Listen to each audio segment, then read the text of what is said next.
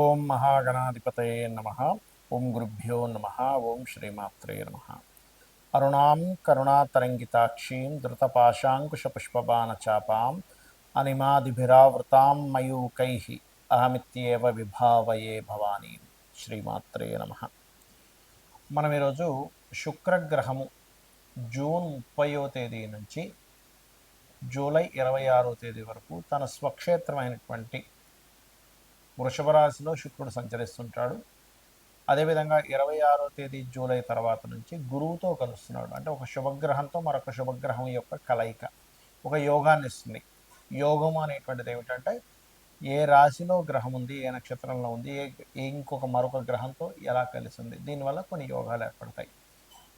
దీనికి సంబంధించినటువంటి విషయంలో మీకు ద్వాదశ లగ్నముల వారికి ఏ విషయాల్లో చాలా బాగుంటుంది, ఏ విషయాల పట్ల కాస్త జాగ్రత్త వహించాలి. ఎందుకంటే ఇక్కడ ఓన్లీ శుక్ర గురువులు కలవడమే కాకుండా కుజకేతువులు కూడా కలిసి ఉంటున్నారు ఇక్కడ. కాకపోతే 28 జూలై నుంచి మారిపోతున్నారు. సో దానివల్ల పెద్ద ప్రమాదం ఏం లేదు.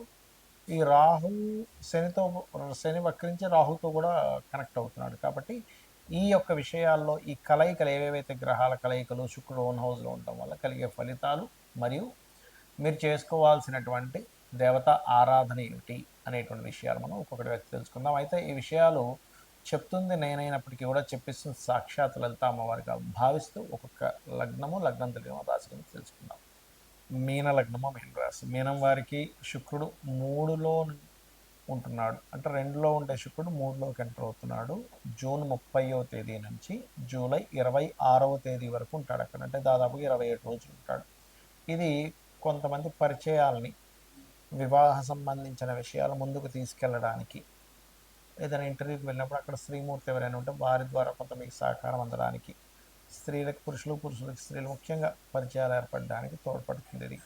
మరి 4లోకి వెళ్ళేటువంటి శుక్రుడు మాత్రం ఎప్పటి నుంచో ఉన్నటువంటి ఒక డ్రీమ్ హౌస్, లేకపోతే ఒక పుణ్యకార్యం చేయాలనుకోవడం, లేకపోతే ఒక విద్యా సంబంధించిన విషయంలో ఒక పిహెచ్డి లాంటిది ఒక కోర్స్ చేయడానికి మీకు అనుకూలిస్తాయి ఈ 2 గ్రహాలు 4లో ఉన్నందుకు. 4లో ఎప్పటి నుంచి ఉంటాయి ఈ 2 గ్రహాలు కలిసి అంటే జూలై 26వ తేదీ నుంచి శుక్రుడు వెళ్ళి 4వ స్థానంలో ఉండే గురువుని కలుస్తున్నాడు. కాబట్టి ఏంటి, బిగ్ కార్, కొంచెం పెద్దగా ఉండేది, కొంచెం ఇంట్లో ఒక స్పిరిచువల్ వాతావరణం, గృహంలో కొంత ప్రశాంతత రావడం, ఇటువంటివి ఇస్తాడు ఇక్కడ. అయితే ఈ కుటుంబాధిపతి కుజుడు కేతువుతో 6లో ఉన్నందుకు ధనాధిపతి కూడా అవుతాడు. కాబట్టి అది పూర్వజన్మ కర్మస్థానం అవుతుంది. కాబట్టి కొన్ని లిటిగేషన్స్ తండ్రితోని, తండ్రి తరపు వారితోని, బాబాయ్ వరుస వారితోని, లేదా మేనమామ వరుస వారితో తెలియని చిన్న లిటిగేషన్స్, వారికి ధనం ఇప్పించడం వల్ల, ముఖ్యంగా మంగళ ఆదివారాలు ఇటువంటివి కొంచెం జరుగుతాయి. కాకపోతే మీకు లక్కీగా 12లో రాహు అనేటువంటిది విదేశీ యోగాన్ని ఇస్తుంది. కాకపోతే ఇప్పుడుండే కండిషన్లో శని కూడా వక్రించి రాహుతో కలుస్తున్నాడు. ఇది కొంత మీకు ఏనాడు శని ప్రభావాన్ని కొంత తగ్గిస్తుంది. అంటే ఏమిటి, బద్ధకంగా చిరాగ్గా ఉండేటువంటి సిచ్యువేషన్స్ చాలా మటుకు మీకు రిలీఫ్ని ఇస్తాయి, అందులో ఎటువంటి సందేహం లేదు. అలాగే ఇక్కడ ఏదైనా ఇన్వెస్ట్మెంట్స్ చేసేటప్పుడు ఎట్టి పరిస్థితుల్లో శనివారము, అందులో ముఖ్యంగా రాహుకాల సమయం లేకుండా చూసుకొని ఇన్వెస్ట్మెంట్ చేయండి. అది ప్రధానంగా తీసుకోవాల్సిన జాగ్రత్త.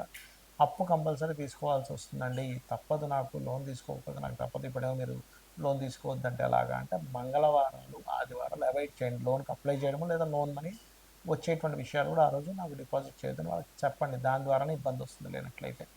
ఇక మీరు నిత్యము చేయవలసిన దేవతారాధన రాజరాజేశ్వరి అమ్మవారి ఆరాధన. ఎక్కువగా లోన్స్తో ఇబ్బంది పడుతున్న వారు, ఫైనాన్షియల్గా ఇబ్బంది పడుతున్నటువంటి వారు ఓం అపర్ణాయై నమః అనే నామస్మరణ, ఓం సంపత్కరీ సమారూఢ సింధుర వ్రజ సేవితాయి నమః అనే నామస్మరణ చేయండి. ఖచ్చితంగా అప్పులు తీరుతాయి, మీ యొక్క ఆర్థిక అభివృద్ధి కూడా పెరుగుతుంది.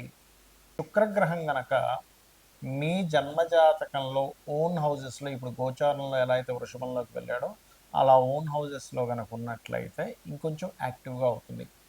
ఇక్కడ శుక్రగ్రహం విషయంలో కానివ్వండి, శనిగ్రహం విషయంలో కానివ్వండి, చాలామందికి కొన్ని అపోహలు ఉన్నాయి. శని అనగానే పూర్తిగా బాగోదు అనుకుంటారు, శుక్రుడు అనగానే చాలా బాగుంటుంది అనుకుంటారు. ఇక్కడ ఏంటంటే శుక్రుడు లగ్జరీకి కారకుడు. చిన్న ఎగ్జాంపుల్ చెప్తా చూడండి. ఇప్పుడు బాడీ పార్ట్స్లో కూడా శుక్రుడు కారకత్వాలు ఉంటాయి. అలాగే కిడ్నీసు, దృష్టి, ఈ రకంగా అనేకమైనటువంటి విషయాలు. ఇప్పుడు కిడ్నీలు కొంతమందికి 90 ఏళ్ళు 100 ఏళ్ళు వచ్చినా బ్రహ్మాండంగా పనిచేస్తాయి. మరి కొంతమందికి 20-30 ఏళ్ళకి ఇబ్బంది పడతారు. అంటే ఏమిటి, దాని మీద ఏదో నెగటివ్ ఇంపాక్ట్ పడింది మెడిసిన్స్ ద్వారానో ఇంకోటి మీకున్న అలవాట్ల ద్వారానో. మరి అందరికీ కిడ్నీలు ఎందుకు అలా పనిచేయమంటే అది ఉండే బలాన్ని బట్టి. అందరికీ దృష్టి ఎందుకు షార్ప్గా ఉండదంటే అది ఉండే షార్ప్ కళ్ళని వాళ్ళు ఎంతవరకు కాపాడుకున్నారు, ఎట్లాంటి ప్రికాషన్స్ తీసుకున్నాం అనే దాని మీదే. ప్రతి గ్రహము కూడా రవి దగ్గర నుంచి కేతువు వరకు కూడా ప్రతి గ్రహము దాని కారకత్వాలు ఇస్తుంది. అయితే శుక్రుడు మాత్రం బాగున్నాడు అంటే మీ జన్మజాతకంలో బాగుండడం అంటే ఏమిటో మొట్టమొదటిగా తెలుసుకోవాలి. అందరూ ఏకాదశంలో అన్ని గ్రహాలు బాగుంటాయి అంటాడు, కానీ శుక్రుడికి ఏకాదశం పనికిరాదు, 6వ స్థానం పనికిరాదు శుక్రుడికి. 12వ స్థానం బ్రహ్మాండంగా పనిచేస్తుంది శుక్రుడికి, ఎందుకంటే సుఖాలను ఇచ్చే కారకుడు. కాబట్టి 12 శుక్రుడు మంచి లగ్జరీ లైఫ్ను అనుభవిస్తాడు, ఇది గుర్తుపెట్టుకోండి. మిగతా ధనస్థానము, లేకపోతే 4వ స్థానము, 5వ స్థానం ఇవన్నీ కూడా ఓకే. కాకపోతే ఇక్కడ ఏంటంటే లగ్జరీ లైఫ్ ఇచ్చేవాడు శుక్రుడు.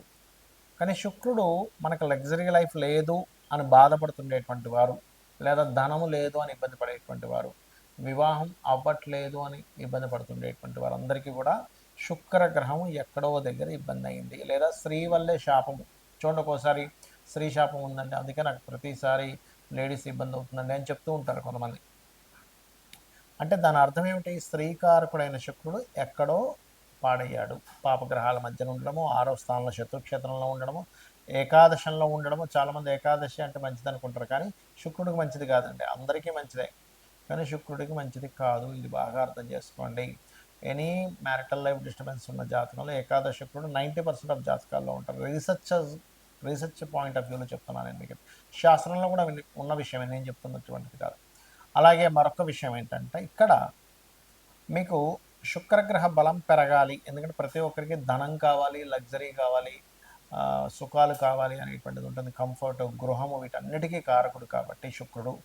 మీరు అసలు మీ శుక్రగ్రహం ఏ గ్రహాల ద్వారా అది కంబస్ట్ అయింది, ముఖ్యంగా రవితో కంబస్ట్ అవుతాడు ఎక్కువగా. అంటే అన్నీ స్ట్రక్ అయిపోయి ఉన్నాయండి, కారు ఉంది కానీ అది రిపేరే పక్కన ఉంది అంటుంటాడు, గృహం ఉంది కానీ అందులోకి వెళ్ళలేకపోతున్నా అంటాడు, అన్ని క్వాలిటీస్ ఉన్నాయి కానీ ఎందుకో జీవిత భాగస్వామి దగ్గరగా లేరంటుంటారు. బికాజ్ ఆఫ్ శుక్రుడు కంబస్ట్ అవ్వడం వల్ల. ఎవరితో అవుతాడు?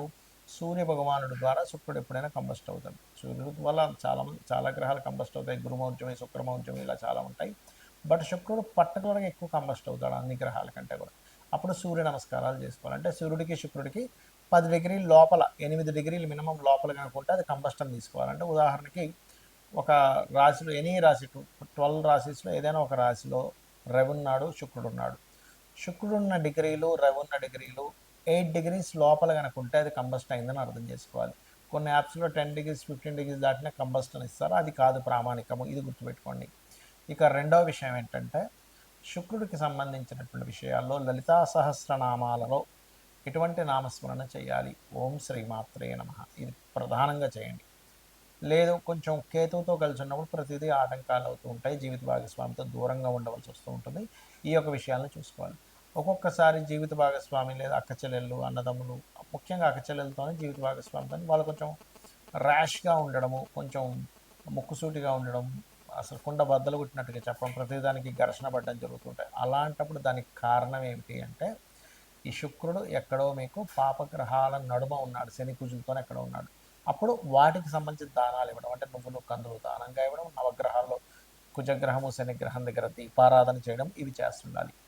మరి గురు శుక్రుల కలయిక మీ జన్మజాతకంలో గనక మీ పర్సనల్ చార్ట్లో మిథునంలో కానీ, తులలో కానీ, లేకపోతే కన్యలో కానీ,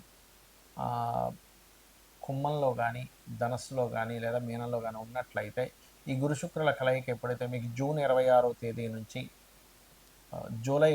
తేదీ నుంచి దాదాపుగా గురు శుక్రులు కలుస్తున్నారు కాబట్టి జూలై 26 నుంచి ఆగస్టు 20 వరకు ఉండేటువంటి గ్రహస్థితి మీకు కొన్ని పాజిటివ్స్ని ఇస్తుంది.